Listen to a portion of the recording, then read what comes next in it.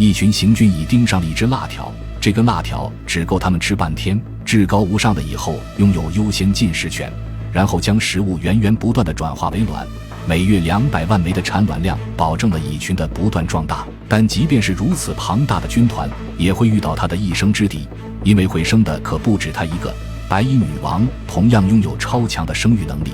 并且他们修筑的城堡坚不可摧，黑白相间必定水火不容。接下来这场打了3天3夜的战役堪称昆虫界的史诗战役，双方投入兵力高达数千万。随着红火蚁和蒙蚁部队的加入，这场史诗级战役也从2国争霸升级成为4国纷争。然而这一切的源头还要从一声惊雷说起。这个白白胖胖的就是白蚁女王，白蚁帝国至高无上的统治者，平均2到3秒产一个卵，一天的产卵量高达4万枚，仅凭一己之力就缔造了兵力高达2000万的白蚁帝国。巢穴内部错综复杂，不仅能通风排水，还能将流入的空气自动调节到适合它们生存的温度。每一处结构都由工蚁在没有施工蓝图的情况下完成。走廊的每个出口都有大头兵把守，他们并不参加劳动，生来的任务只是为了干架，说白了就是保安。而城堡的最底层生活着数量庞大的工蚁，不仅每天要负责堡垒的维护工作，还要承担整个帝国的饮食重任。他们每天会从外面采集大量的枯木，然后把以后交给他们的真菌种上去，真菌生长成为可食用的食物，再由工蚁送到每一位居民的口中，俨然一个微型的现代社会。白蚁虽然名字里有蚁字，但却是蟑螂的近亲，它们生来就没有眼睛，只能靠信息素交流，所以它们感受不到外界危险的来临。城堡外负责安保工作的大头兵蚁尽忠职守，牢牢地守卫着城堡的每一处入口。在离白蚁城堡几米远的地方有一处废弃的蚁巢，一个蒙蚁部落在这里安了家，他们是凶猛的肉食性蚂蚁，这对白蚁来说可不是什么好消息，因为他们的主要食物来源就是白蚁。但好在蒙蚁兵力十分有限，只能在城堡外围伏击一些采集枯木的白蚁。这些白蚁战斗力不强且势单力薄，面对蒙蚁部队毫无还手之力，因此蒙蚁就像上班打卡一样，每天都会排着队去抓白蚁。但这点损失对于白蚁王国来说不算什么，因此女王也只是睁一只眼闭一只眼。毕竟留的老娘在，不怕没后代，自己的孩子不仅要勇敢强大，还得入口即化。而这群正在全速前进的就是行军蚁，兵力高达2200万。与其他蚂蚁不同的是，他们的蚁后随军而行，身边有重兵把守，时刻保卫着蚁后的安全，任何胆敢靠近的生物都将格杀勿论。工蚁会携带着幼蚁和食物，兵蚁则站在队列两侧严密警戒。浩浩荡荡的大军几乎切断了道路，巨大的网纹蟒只是好奇看了一眼，变成了行军蚁的军粮。但他们的动静引起了另一群蚂蚁的注意，这是一群更加凶猛的红火蚁。他们的哨兵发现了这群闯入领地的不速之客，通过震动尾部呼叫援军，将遭受敌军入侵的信息传递给同伴。巢穴内部的火蚁部队倾巢而出，向行军蚁发动了猛烈进攻。但黑蚁后对他们并没有兴趣，只是派出了一支小分队进行阻截，然后在贴身侍卫的护送下继续前行。但仅仅只是这一个小分队就和火蚁部队打得有来有回。一番激战后，火蚁部队虽然打赢了，但却伤亡惨重，而行军蚁大军仅仅一脚未脏，丝毫没有影响前进的速度，浩浩荡荡地一路向西，继续朝着平原深处勇往直前。随着一道闪电劈中白蚁城堡旁边的枯树，轰然倒塌的大树使白蚁城堡遭受重创，曾经错落有致的房间和回廊毁于一旦，炙热的火焰烧死了无数忠诚的子民。不断落下的尘土直逼女王的寝宫，但女王绝不能停止产卵。更致命的是，雨水顺着缝隙涌入巢穴，大量泥浆吞噬了更多的白蚁，就连养殖菌落的木块也被冲走，它们失去了食物来源。转眼间，泥浆已经冲入了女王的寝宫，因身体肥大而失去行动能力的女王命悬一线。这对于以女王为核心的白蚁帝国是致命的，整个帝国岌岌可危。而行军蚁想要到达白蚁的领地，就必须跨过这条湍急的河流，这条河也成为了阻挡行军蚁入侵的最后一条屏障。但聪明的行军蚁找到了一处水流平缓的水域，然后几百万只工蚁手拉手，采用搭人梯的方式，硬生生地在水面上搭起了一座跨河大桥。行军蚁大军顺利跨过了终极屏障。随后他们逢山开路，遇水搭桥，所到之处寸草不生。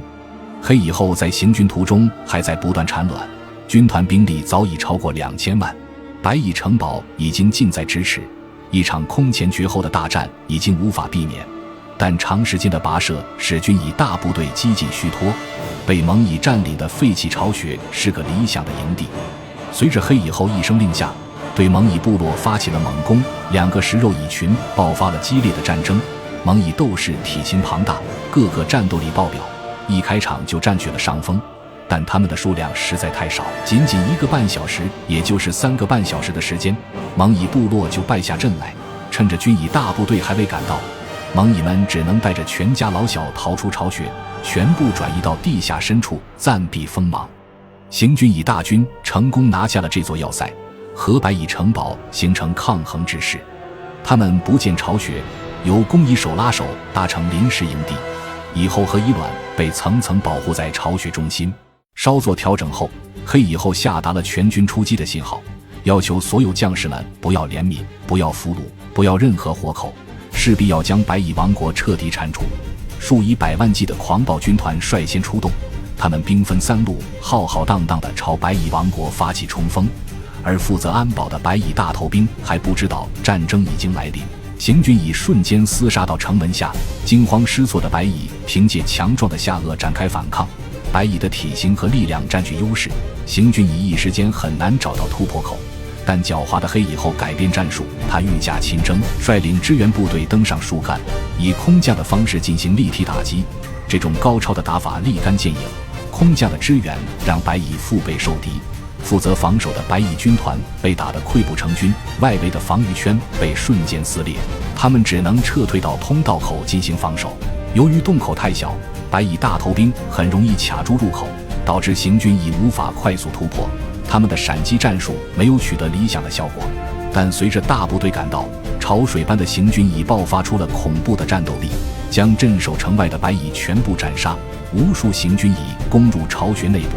他们利用搭人梯的方式突袭了皇储们的寝宫。这些未来的统治者没等到昏飞的那一天，就被硬生生地折断了翅膀。而城堡深处的白蚁后对此还一无所知，遭受入侵的信号还没有传达进来。行军蚁军团沿着城堡的回廊和通道寻找白蚁女王的踪迹，他们的意图很明确，杀死城堡内的白蚁后，这场战争就将宣告大获全胜。但白蚁后及时捕获到了敌人的气息，紧急调派精锐部队进行回防，奈何行军蚁大军占尽优势，白蚁部队根本不是他们的对手。很快，行军蚁推进到育婴房外围，并集结了大量的兵力。对于他们来说，白蚁幼虫就是傻白甜，不仅没有任何反抗能力，而且味道鲜嫩可口。随着指挥官的一声令下，他们冲入育婴房，发挥他们凶狠残暴的一贯作风，将洞内的傻白甜洗劫一空。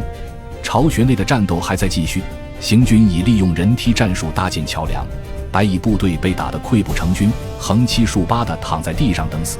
而行军蚁们已经开始运送战利品，这些可怜的傻白甜都将被运回基地，沦为战备口粮。幸存的白蚁幼虫纷纷涌入蚁后的寝宫寻求庇护，这里是王国的最后一片净土。而在寝宫内的工蚁开始封堵所有通往外界的通道，只有将蚁后的寝宫和城堡分离开来，才是他们最后的希望。但行军蚁大军绝不会善罢甘休，他们拼命寻找通往女王寝宫的通道，最终终于找到了最后一个入口。他们强行攻入白蚁后的寝宫，与蚁后的亲卫队展开了最后厮杀。感受到危险的工蚁并没有害怕，反而自发性的以蚁后为中心形成一层层肉盾，试图用肉体来替女王抵挡伤害。就连幼蚁也加入了战斗。尽管白蚁们早已做好为女王牺牲的准备，但面对穷凶极恶的行军蚁，他们只能听天由命。就在行军蚁准备发动最后冲锋的时候，外面下起了倾盆大雨，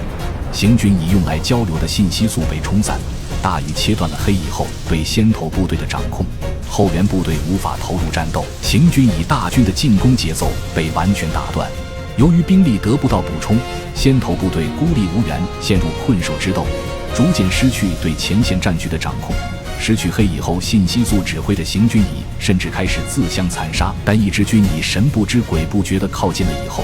只要在白蚁后肚子上咬上一口，这个伤口就会要了蚁后的命。但这只军蚁已经杀红了眼，只顾着抢人头，最终被愤怒的大头兵蚁咬成了两半。不可一世的黑蚁后接受不了失败的事实，疯狂地指挥部队往前冲，但信息素传递不到前线，见大势已去，他只能在亲卫队的护送下仓皇逃跑。但同为女王的白蚁后很清楚，如果放任黑蚁后逃跑，过不了几天，战火将会在他的城堡里重新燃起。现在正是实施斩首行动的最佳时机，于是他果断对黑蚁后下达了追杀令，派出了仅剩的贴身护卫队乘胜追击。此刻战况已经攻守一形，曾经高高在上的黑蚁后成了被追杀对象。尽管黑蚁后有贴身侍卫保护，但复仇的欲望已经冲昏了白蚁大头兵的意识，在他们的疯狂撕咬下，黑蚁后阵亡。这场战役足足打了3天3夜，双方都付出了惨痛的代价。白蚁城堡终于恢复了往日的宁静，但白蚁后需要不断的产卵，尽快让王国恢复战斗力，因为又一场恶战即将来袭。一群更加凶狠残暴的马塔贝勒蚁正在朝着白蚁王国悄然逼近。